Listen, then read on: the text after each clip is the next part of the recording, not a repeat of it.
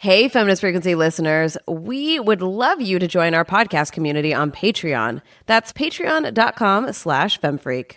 And of course, it had my favorite line so far in a Twilight Zone episode where the kid says one of his campaign promises is less Star Wars movies. Hello, I'll vote for that kid right now.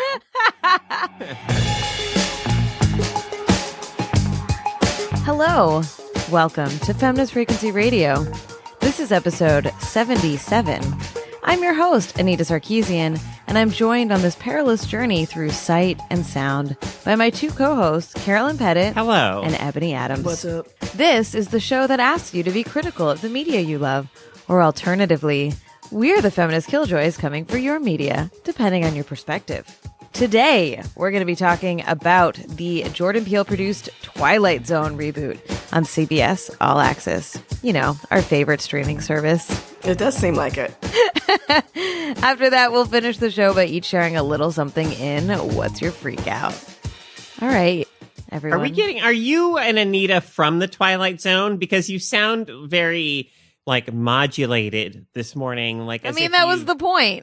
That was the point. I got you. I didn't get what you were doing, but you were I wasn't trying to mimic it, but I was being weird on purpose. No, okay. Yes. Okay, sure, Anita. On purpose. I just attributed it to, my low energy crankiness this morning? Yes, exactly. Yeah. I attributed it to that, but now... This is going to be a banner episode for the listeners. Low energy crankiness, no caffeine. Ebony, I'm just all my bullshit, same bullshit every week. It's not any different for you, right, Ebony? Exactly. So, also, I'm coming over to your house to kick you in the kidneys. You got a lot of attitude, lady. Wow. Ebony's mad at me because I called her out on something and she got a little sensitive about it. Oh, you can tell we people what it is. We should have recorded that pre-talk and shared it with our listeners.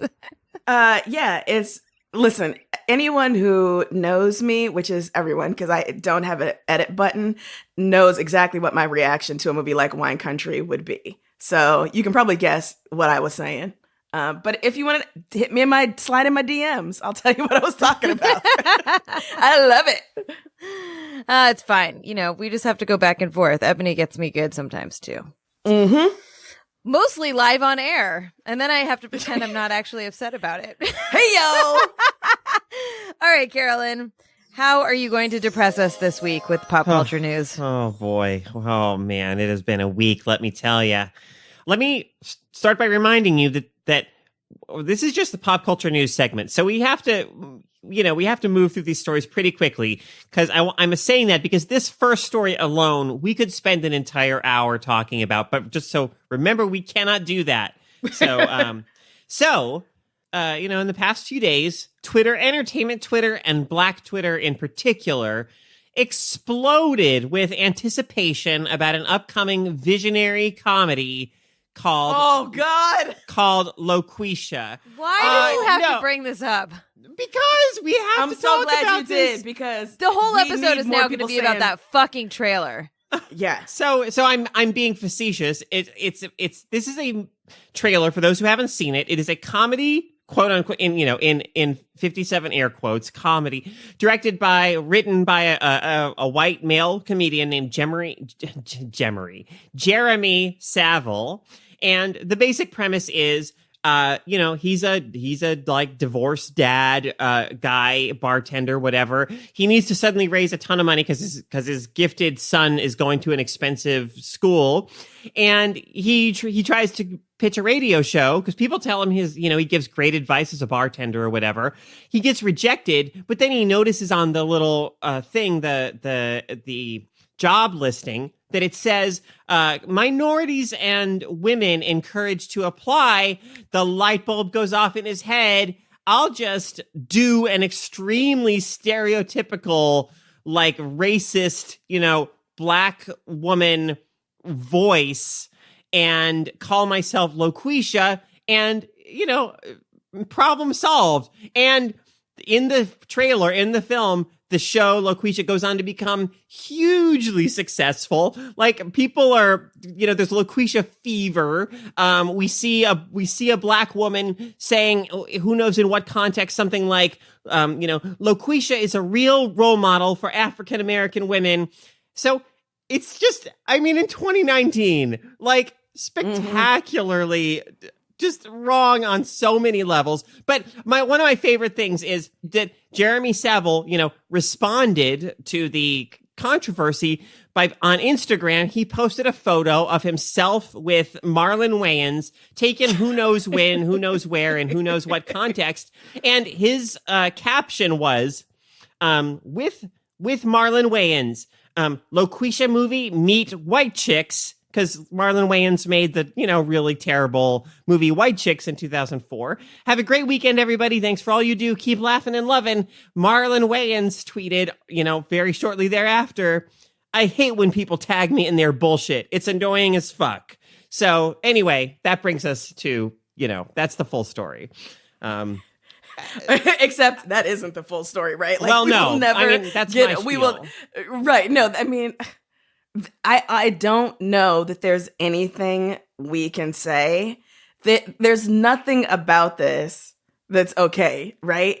But I think it's so stunningly bad. Yeah. That there are ways in which it's interestingly bad, right? From like top to bottom, T to B, this shit. How did this get money? How did this get filmed? How did this film not spontaneously combust in the canisters? What the fuck? Like, so many people had to have said yes to this for this to have gotten this far. Like, this is not somebody's just dumbass Tumblr, True. Like, this is a feature film that got made, that got cast, is getting distribution. What the fuck? What the fuck? Yes, although to be fair, it is like a low budget. Like, I think that this is a guy who got funding somehow from like maybe friends or people in his network. It's not like a studio funded film. And to add, like an extra bit of little just in the trailer, there appears for a moment like a one of those garlands. A garland that says like San Luis Obispo Film Festival official selection. San Luis Obispo Film Festival has commented that like, no, that's not. He just took that from somewhere and put it in the trailer. Like, that's not. We never selected this film. It was submitted for consideration. We never selected this film for anything. So, it's not all on the up and up, but nonetheless, yes. Like, who are these people who are appearing in this film? Who is giving him money to make this film? Oh, God. Right? And like the very savvy decision, because if you watch the trailer, which, spoiler alert, don't, but if you do, you'll see that many of the people who are responding with acclaim to this, straight talking Black woman, right, are other Black people. The ways in which this odious film uses like this sort of well-worn trick of using Black people to give like the imprimatur of legitimacy to some foul racist shit, right? Yeah. Like, we could definitely unpack that. Like, the fact that Amos and Andy, while at the same time was being decried by like the NAACP, also has a significant Black following, right? Like, what the fuck is going on there? Like, y'all, why did you sign on for this? Also, quiet as it's kept, my feeling is that there will be people who, if there were not a very quick sort of backlash to this film, I feel like more people would have been comfortable and like their authentic reactions would have been to laugh, because I think there are truly terrible people out there. And I think they just realized very quickly they couldn't be honest about it. But honestly, I feel like a lot of y'all would have been laughing at this film. And I'm clocking you. I'm clocking all of you. I'm 100% positive there are so many white people out there who, would have, if they saw this trailer, would be like, oh, hell yeah, like, this guy's telling it like it is, or, of course he'd get a job so easy. If I'd get a job so easily if only I were a Black woman, like, which is, oh my God. If you were the sort of white woman who, calls Black women on your job girl or sister, you 100% would love this movie. Like, this movie was made for people like you. All right, moving on. I have to share this story because this week we're talking about the Twilight Zone, and because to me this has like eerie parallels with something that happens in one of the episodes of the Twilight Zone, the episode called The Wunderkind. So there is a book coming out called Commander in Cheat that is specifically all about how Trump like how you can understand Trump's presidency through his like behavior on the golf course.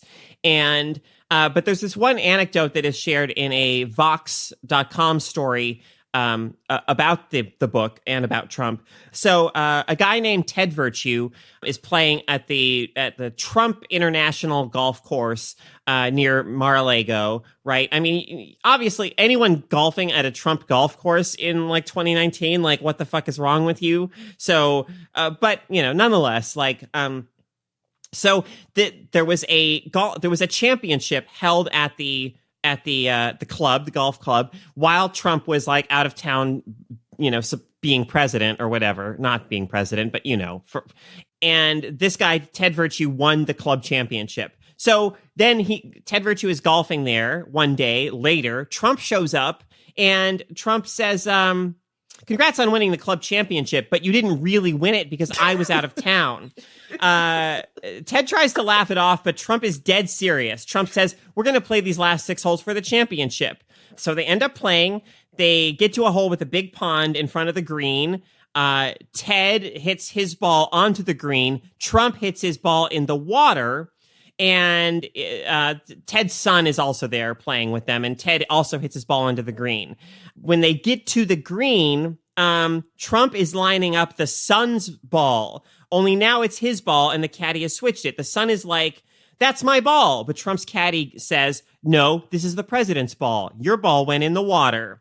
Ted and his son look at each other confused, not sure if this is really happening. Trump makes the putt, you know, and wins. And Trump says, like, I'll tell you what, we'll be co-champions. But it's like this complete fabrication, this lie of like, this is my ball, your ball went in the water, when everyone present there knows that that's not what happened at all. Like, that's not the truth. But, you know, you have no recourse. Like, you just, it's so eerie, like being in a moment like that, right? Where the truth is asserted to be something that you know for a fact, you know, you saw with your own 2 eyes and everything, that it is not that. Anyway, and, you know, no pun intended, that seems to be par for the course for Oh Trump. my God. I didn't mean that. I seriously, like, that was just I didn't mean to, but what other way am I going to communicate that? Hey, yo, this story is amazing to me. It's very hard not to armchair diagnose people, but it is entirely inappropriate, right? We get that. I get that. Having said that, it is so hard not to look at the behavior of someone like Trump and be like, okay, this person clearly has, you know, what I believe to be narcissistic personality disorder. And you don't want to armchair diagnose someone, but you also want to explain to people, like, trying to understand someone like Trump by the behaviors that, like, rational, reasonable people adhere to will get you nowhere. You know, like in any other situation, a grown-ass man doing something so ludicrous we could wrap our heads around it, because we'd be like, okay, well, he's clearly an asshole and he knows he's an asshole, but this matters to him for some reason. Trump is not operating on that frequency. It's a whole different thing in which, like, I don't know that other people exist for him. Yeah, not as people. I mean, not as anything he needs to take into account. Yeah, not as beings with, like, their own internal, you know, lives and desires and whatever. Yeah, and whether it's something small or something big, right? Like something as so banal and ridiculous as like a golf game with a 10-year-old, right? He still has to be the winner. It's amazing. It's a really apt story in relation to what you were saying, Carol, with the Twilight Zone episode, The Wunderkind, which is very much about Trump. Yeah, absolutely. And this kind of behavior. Hey, listeners, we love that you're tuning into our show where we deliver intersectional feminist analysis of pop culture every single week. You can help us keep bringing this sharp, honest, and sometimes funny analysis to you by joining our podcast community on Patreon. In exchange for your dollars, we've got some perks like early access, weekly bonus episodes, AMAs, and an amazing community that hangs out on our private Discord server. So please consider joining us at patreon.com/femfreak. So one of the most iconic, beloved, and critically lauded television shows in history has a new reboot out, and it is sparking all kinds of conversation. The Twilight Zone, originally conceived by the twisted genius of Rod Serling, was a thrilling and sometimes terrifying exploration of what happens when people are exposed to weird and astonishing events, or when they confront the darkest impulses within themselves. This new series is produced and narrated by the director of Get Out and Us, Jordan Peele. I'd like to start. I'd be curious to hear about your histories with the original series before we get into the new one. Big fan of the original series.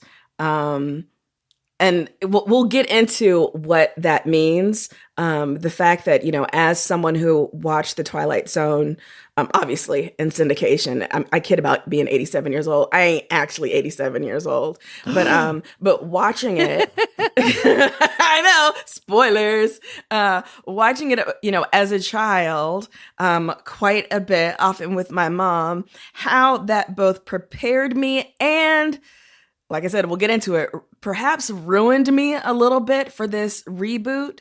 But yeah, I was a huge Twilight Zone fan, and Outer Limits too. I was just about to bring up Outer Limits. Like all of those like big what if shows, huge, loved them.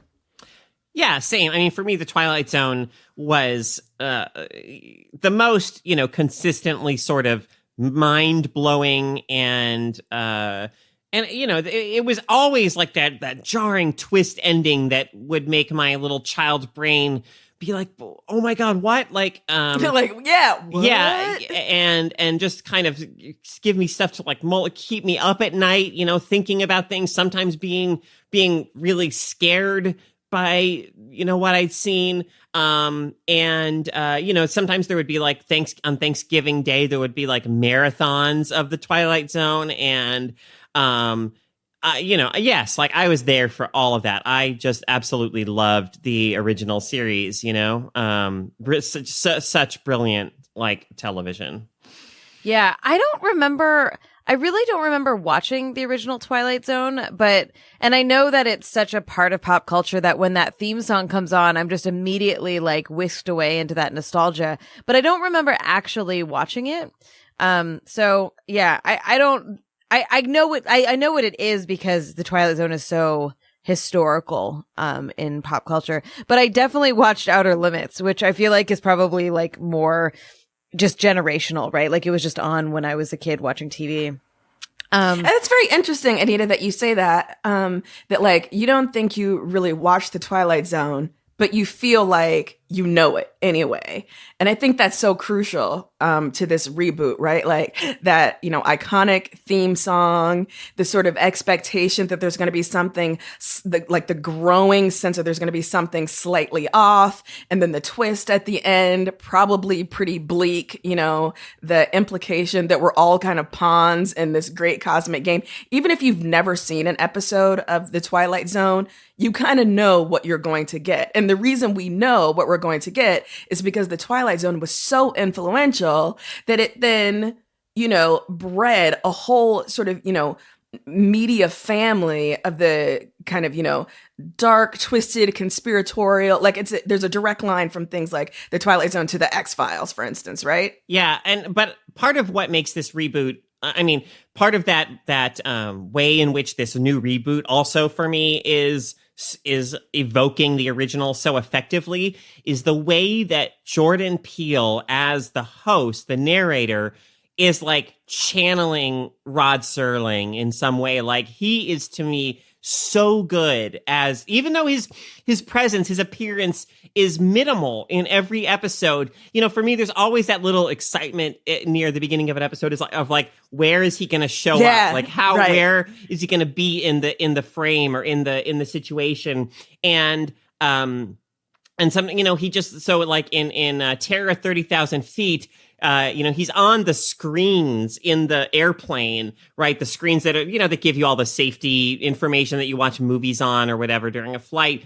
And, he just like, he's the master of doing this, like slight little tilt of the head or whatever. Like he says, whatever, like a nonstop flight, pause.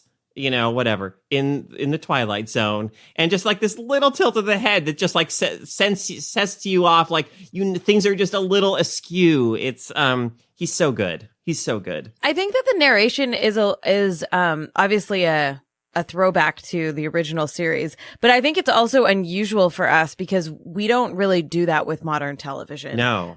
So it's a little bit like I kept being like, wait, what? Oh, right. Like every time he showed up, I kept being like, why are you here? And then I'm like, oh, right. Because that's what the structure of this show is.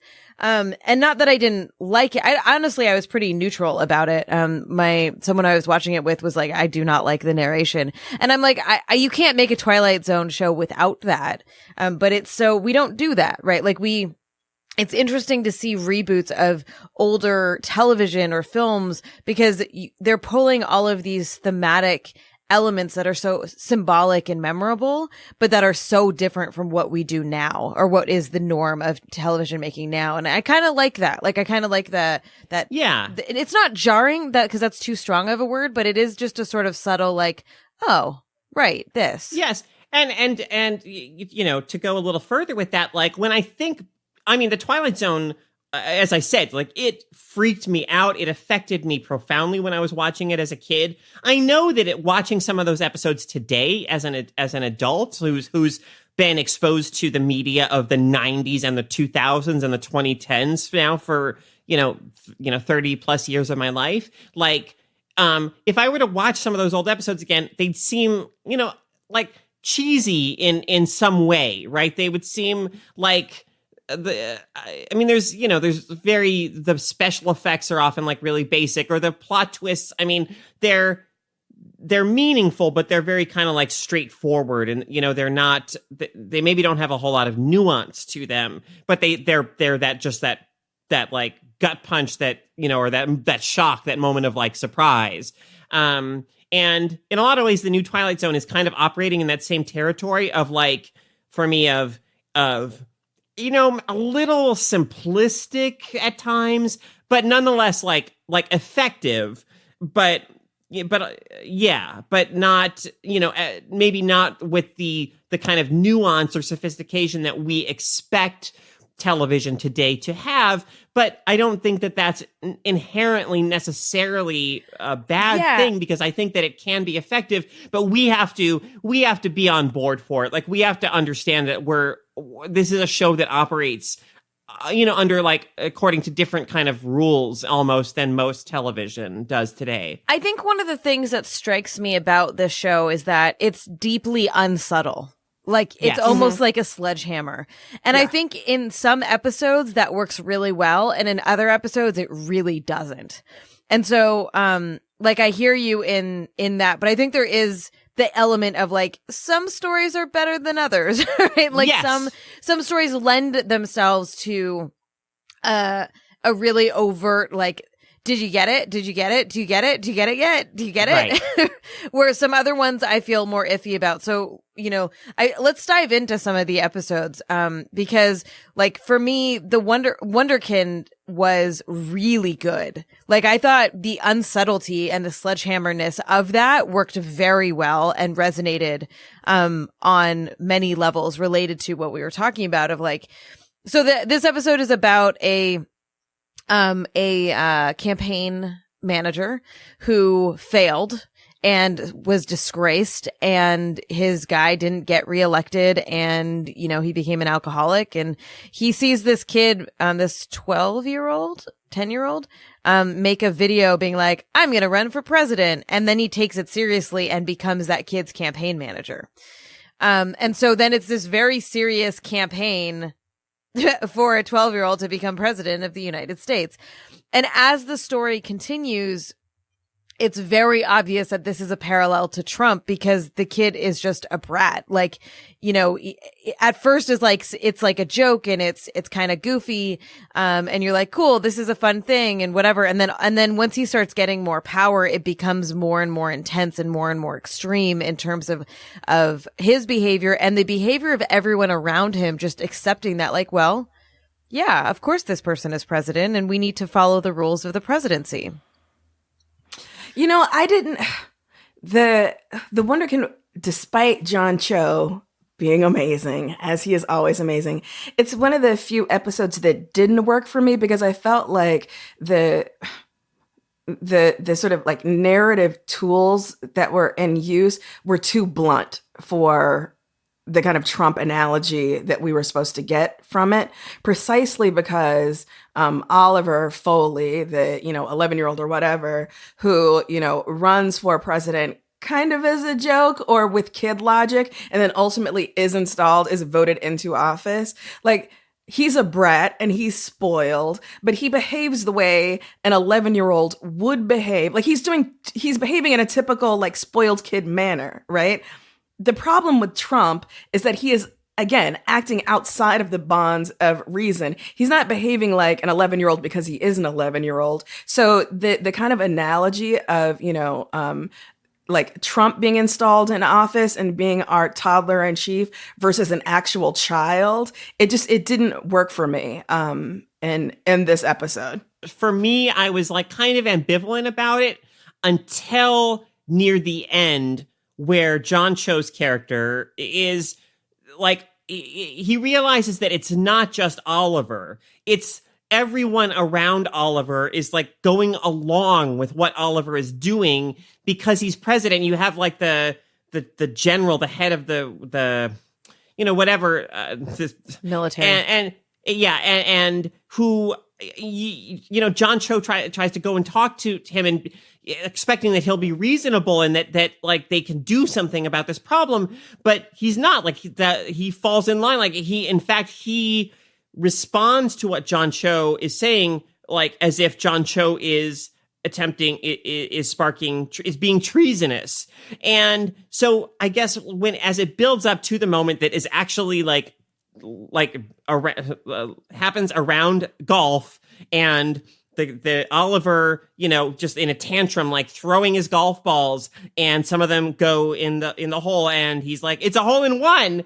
And that as John Cho is like struggling, like, it's because he's not being treasonous. He's just being honest. Like, it's literally not a hole in one. It's literally not. That's not how it works. Like, that's where the clause really sank into me, because to me, there is that parallel, that feeling for me and many people of what it's like living under Trump, that constant like disorientation of just living under a president, a kind of regime that just blatantly ignores the truth. I think that it really came together at the end for me, because it was sort of, it's sort of goofy or whatever, and then it came together where you're like, at the very end of the episode, he's shot and he's laying in like a hospital surgery room, and earlier the kid didn't want to go to the doctor because kids don't want to go to doctors. And he was like, no more adult doctors. And you're kind of like, haha, okay, whatever. And then at the end, like this child comes in to operate on John Cho's character. And you're like, that also I thought was really like, again, sledgehammer, but there are so many laws and things that Trump and his administration are enacting that are really dangerous and really, really harmful to people. And it's a ridiculous analogy to something that I think is actually very real. This is what I was talking about when I was saying that, like, having been such a huge fan of the original Twilight Zone, occasionally I bumped up against and was unable to surmount my history with the show when watching a new episode. So the past episode that I think is the most clear sort of progenitor to the Wunderkind is It's a Good Life, which is a sort of classic Twilight Zone episode, right? That deals at its heart with a lot of what's going on here, which is, a child who has inappropriate, overwhelming power over the adults around him, who are afraid to contravene his demands, right?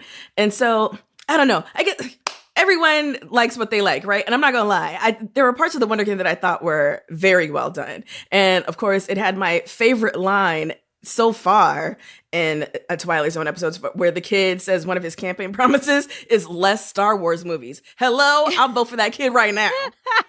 So Well, what is am I there an complaining episode about? that you particularly liked, Ebony? The Traveler. Are you serious? I hated it. Wow. Okay. I fucking loved it. I watched that one second, I think. Yeah, because I watched The Comedian first. I watched him out of order. Having seen, I think, how many episodes have there been? Seven? 8?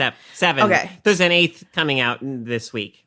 Okay. So if I had watched all of them and then got to The Traveler last, I honestly don't know that I would have made it all the way to The Traveler, because it's interesting, it's fun, but it wouldn't have been like appointment viewing for me. But I saw The Traveler second and immediately wanted to watch every other episode. I loved the acting in it. I loved how for once I felt like I knew where the story was going, and yet I wasn't sure where the story was going. Stephen Yeun is able to convey a level of quiet menace that is unmatched. You're like, that dude can be so terrifying while smiling in your face. I have to say, I'm really interested that this is like your favorite episode, because it's one of the ones that I'm the most ambivalent about, that I wanted to So here's my issue with it, is like, I went in thinking, I was so excited at the beginning because what it seemed to be setting up was some like powerful exploration of how like whose stories get to be told. You have the white, kind of benevolent, but obviously kind of totally racist, police chief played by Greg Kinnear, and who just takes for granted that Christmas is like a story and a truth that is, that is universally shared. And you have the woman, the central, police woman character, who is an indigenous woman, and their stories, like her and her brother's stories, are kind of disregarded. They're made like invisible, but they are obviously every bit as valid and worth sharing in and celebrating as the Christmas tradition. And I thought it was going to be about that. And then I went places and I don't even actually know what it was about ultimately. Like, what did you get out of it, or what did it? In many ways, I mean, from the kind of explicit calls back to this like Cold War paranoia of the episode, with Stephen Yeun's outfit, with the sort of like very old school alien UFOs that come at the end. Like it just, it felt like classic sci-fi cinema, to me. So I really appreciated that. But one of the things that I loved is it's one of the few episodes that I've seen, so far, where the setting seemed to really match the story, such that like Not All Men, which I hope we're able to spend some time on, is set ostensibly in a small town, and it really, I don't know, the way it was depicted for me, it felt off and authentic. But so The Traveler is set in Iglac, Alaska. I loved how this world-changing event and encounter happened, and it was a, indigenous woman. It was an Inuit woman who was at the center of the story in this area that, I use the problematic term belongs to her community, right? As opposed to these like alien invasion stories that are set in very white areas or very urban areas. Like I just loved how that worked. I loved how Stephen Yeun was chosen to play this character that I think in any other show would have been a white dude. I just loved so much of it. I loved the Big Lebowski-esque opening sequence of Yuka and her brother Jack in the cop car, where he's telling her like, turn off this shitty Christmas music. I just loved so much of this episode. Yeah. But just not to say that I did not find parts of it, problematic and unironed out. So for instance, when Jack is let out of his cell at the end by the Traveler, he says, you know what, maybe you guys will do a better job running things. And I was like, okay, we really need to unpack what that means here for this guy to like cede autonomy. It's like, well, it's either going to be white people or it's going to be aliens, but I guess we're never going to have, autonomy and independence. And I was like, I don't know, this doesn't feel like the Jack that I've come to expect so far, who was so determinedly resistant of like the kind of, colonialist narrative surrounding him, like the Western paternalism surrounding him. I don't know. I'm with Carolyn on this. Half the time I was like, what the fuck is even happening and why is it happening? Like, I don't get what the point of the episode even was at the end of the day. And honestly, I felt like Yuka's character could have been way better. Like, I was like, oh, rad. This is really interesting. This tension between, her indigenous upbringing that you get here and then her like trying to like kind of make it or like make something of herself, quote unquote. And that this is the only way she sees to do that. And then it just turned into this whole weird thing about all of the men.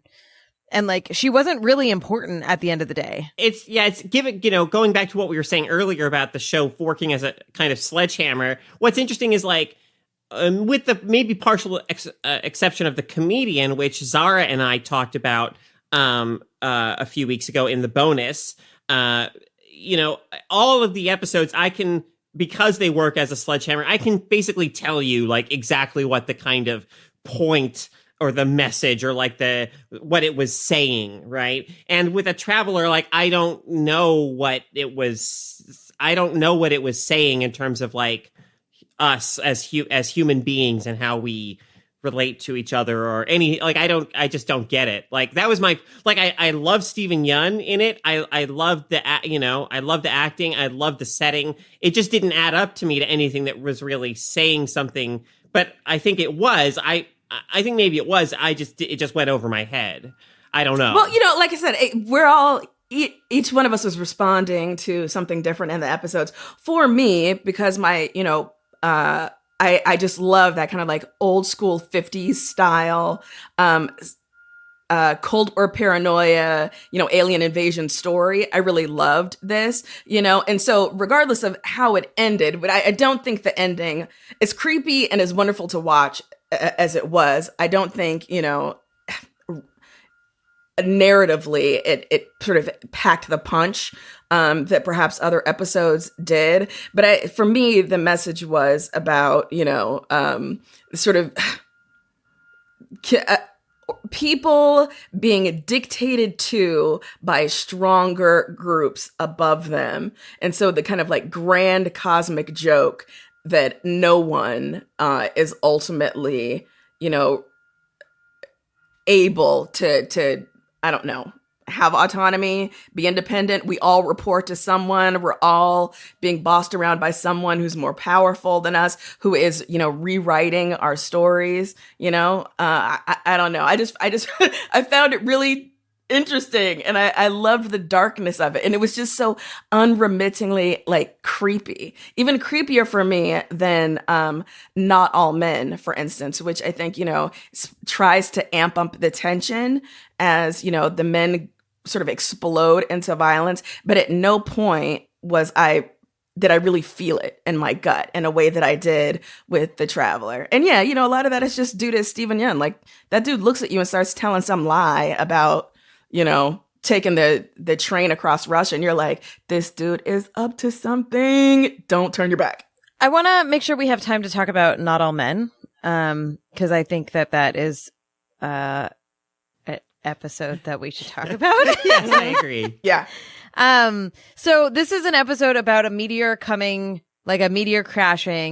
in this community, and as the story progresses, when men have contact with the meteorites, have pieces of it, they become incredibly aggressive, violent, aggressive, angry, hostile, and it doesn't affect women. It only affects men.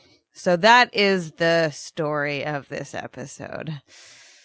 I hated it. Oh, did you? Yeah. See, at first I was really into it.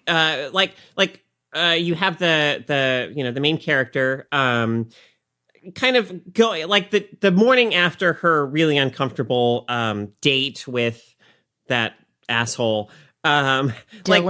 Dylan. She's just like on the street. She's like, I don't know, outside a grocery store or something. And she's like looking around at, there's like one man like just aggressively like pushing a straw into a soft drink. And another man is like kind of just forcefully trying to like close his trunk. And there's like just men just being, going about their lives. But there's something scary, a little scary about it. And at first, and I was like, yes, like to an extent, this is kind of the fear that women live with, every day of men and male anger and entitlement and rage, like literally all around us.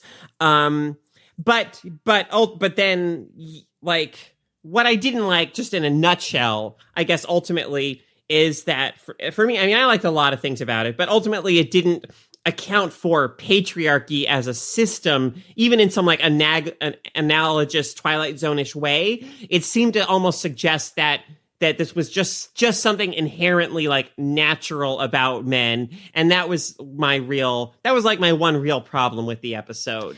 Yeah, so I think that this is an example of when the sledgehammer style storytelling doesn't fucking work. And I didn't hate it, but I didn't like it. So I feel like, we just need to spoil the ending too, just to be able to have this conversation. At the end of it, you learn that the son of one of the women, is about to lose his shit, but then doesn't. And they all realize that it's just men. It's a placebo effect. It's just men using the meteor as an excuse to be violent and angry, as opposed to it actually causing some kind of chemical reaction to masculinity. And so I felt like, so at first I was like, oh, you've got to be fucking kidding me that they're trying to say that men are violent because of this thing that happened. Like, that's really frustrating because the scene that you just described, Carolyn, is very real. Like, there are times we're out in the world and we're like, oh, men are scary. Yes. like all the time, but there are certain moments that are heightened versus others, I guess. And that the aggressive, like the sort of date rapey aggressiveness, like all of that is very real. So I was worried that they were gonna be like, if you say it's because of the meteor, then it means that they don't do that regularly. So then I feel like I should have liked the ending where it was like, men just are like this. But I also didn't like that because it didn't, like what you're saying, Carol, like this sledgehammer kind of storytelling doesn't work when you're trying to talk about the subtlety of systems, which we might want to talk about Rewind in the bonus, because that's another episode that does talk about like, systemic injustice, like racial injustice, and whether that works in this way or doesn't, we could have a conversation about. But I found it really, really frustrating that this was the way they were trying to talk about something so prevalent and common and like important. So some of these episodes, I'm like, you know what? Whatever. I don't care about this. Let's never speak of it again. This one, like you, Anita, at the beginning of it, I thought, okay, this is going to be good. Like, they're going to do something here. And so by the end of it, I was like, okay, that was a good first draft. Let's go back and rewrite this and redo this like 5-6 more times, because you're inching towards something.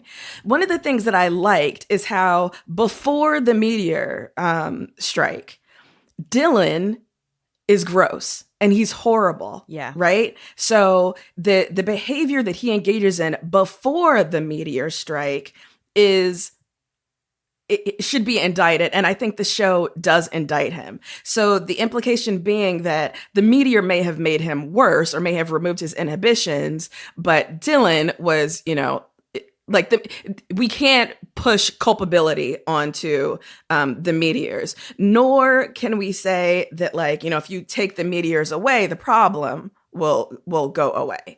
And I kind of like that. And also the realization that even without the meteors, life is dangerous for for, women and gender nonconforming folks, for queer folks. Like, well, you're adding that because there. I mean, I agree, but that was one thing that I found frustrating is the deep binary that was set here. That like right, but that's one of the things that I would say is that so we start there, but then we get these really like ham-handed attempts to address things that the show doesn't have time to really unpack in the course of 55 minutes. So I think the character's name is Phil. Shout out to our producer, who's like, it's not about hormones. It's not all men. And I was like, yo, you can't just have a throwaway line here about that, because this opens up a world of implications, right? One of the things that's so frustrating about these kind of like mind experiment, what if implications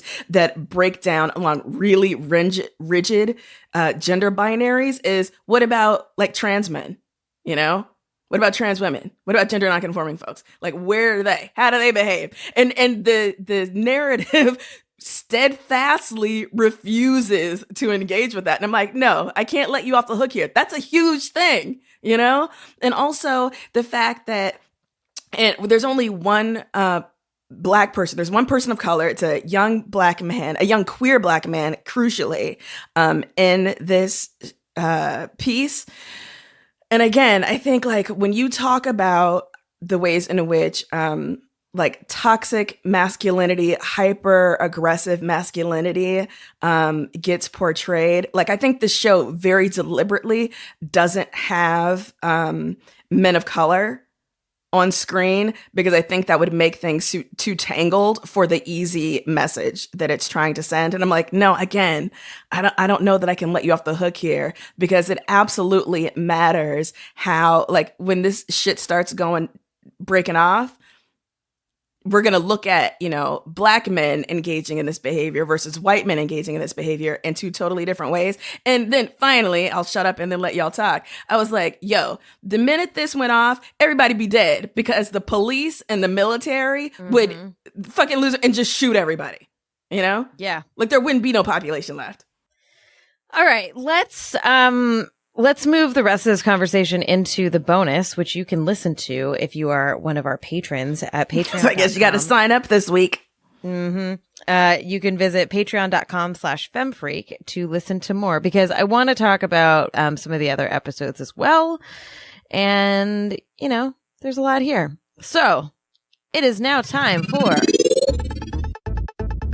What's Your Freak Out? Deal. Yeah, no. Wow. Too late. Damn. What's your freak out, or what's your deal, depending on whether I'm on the podcast or not. That's right. Is all about what's been thrilling us or moving us, upsetting us, infuriating us, just giving us some kind of feeling. So, Ebony, Carolyn, what have your feelings been this week? I'll just,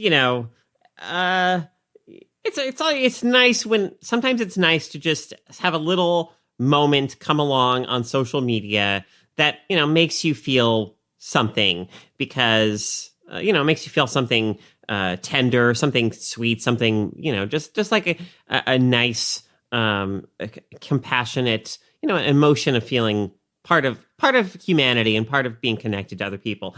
So like a lot of people, I'm super stoked for John Wick 3, which comes out next week. But and this is just like a little throwaway thing, because whatever. But it's, I thought it was nice. Wait, are you going to talk about the Keanu interview yes, thing? Yes. Oh, but I want to talk about it on that episode.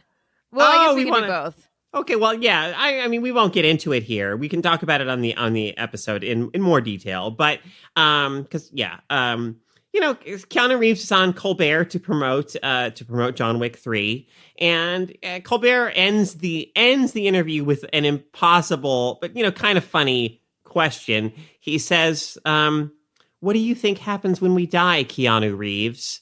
Or what happens when we die, Keanu Reeves? And Keanu has to sit there, thinking for a few seconds, as anyone would when faced with a question of such magnitude.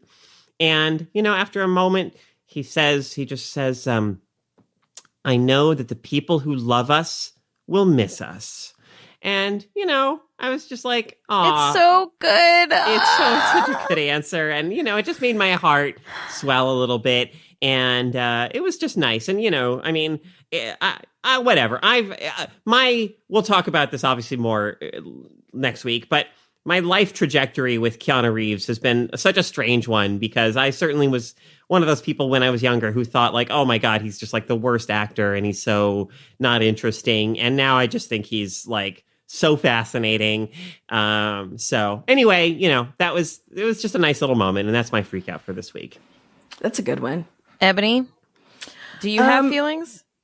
God, not that I admit to. So, friend of Feminist Frequency, Laura Hudson, excuse me for mispronouncing your name, tweeted about a show called Rilakuma and Kaoru, which is on Netflix. So, part of the like kawaii, aggressively cute characters. Rilakuma is a bear who's, but perhaps maybe isn't a bear. It might just be someone in a bear onesie. Anyways, it's on Netflix. It is, ostensibly aimed at children. And yet this show, which is the most beautiful stop motion animation, just is so slowly paced, really contemplative and lovely. And it was just such a nice kind of brain break, and it was so soothing. So shout out to Laura Hudson for recommending it, because I then binged all 10 episodes of the season that were available on Netflix, and I can't recommend it highly enough. There's just really thoughtful kind of ruminations on being lonely or needing to take a break or, not being appreciated, but in ways that suggest that, we all feel these things, and sometimes life is hard, but it's not always going to be that way. And there are people that love us, and we can make connections that will help. So anyways, Rilakuma and Kaoru, and I'm totally fucking up the pronunciations there, even though I was an exchange student in Japan for a summer. So forgive me for that one. Okay. My freak out is that I went to a immersive art installation this weekend in LA. Bull brag. Wow. Cool. I feel like Ebony just like follows me around and just says humble brag anytime I say anything. I do. It's put on by this sort of this art collective that it puts on these installations every now and again, called the Art Department. They're at archivesandrecords.info.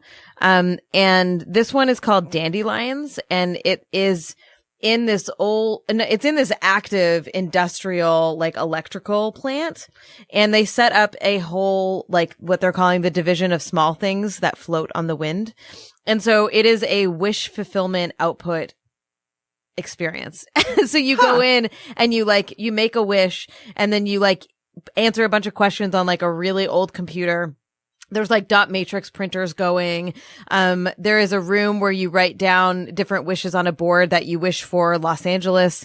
There's a room where someone hands you a dandelion. And then you have to blow it into a machine, and the machine has different different choices of whether you want the wish to happen, whether you want it to like maybe happen or whether it's a coin flip. And then there's another room that is literally piles and mountains and mountains and piles of dandelions, like real dandelions. They're everywhere. And it is just beautiful. Like that room is beautiful. I couldn't stay in it for too long because I kept getting dandelions in my eyes and my nose, and like you had to move really slowly so that you didn't kick them all up. But it was this short, like, I don't know, 20, 30 minute experience that had, actors, like it was like this actual industrial, what's the word I'm looking for? Factory is the word I'm looking for, about wishes. It was really charming and quaint. It sounds super cool. It also sounds like it would be the setting for a Twilight Zone episode I would love to watch. Yeah. And it, I believe I was told that they, in order to get that many dandelions inside of this space, which was everywhere, they asked the city of Los Angeles to not mow they're like the lawns by the freeways and by different like areas in the city so they could go collect them all. It's wild. Yeah. So it is unfortunately over. Yesterday was the last day of it. It only ran for 3 days. But yeah, keep an eye out for like cool artsy things. 'Cause it's a nice little change up to your life. 'Cause I know what your life is like. Can you imagine the allergy attack some people must have had? Yeah. I mean, they do warn, like, the website warns you, like, if you have allergies to dandelions, stay the fuck away. Yeah, like, don't come in here because it's super intense. So yeah, that's it. If you want to submit your own freak out, it might make it on the show. So just head over to feministfrequency.com/freakout.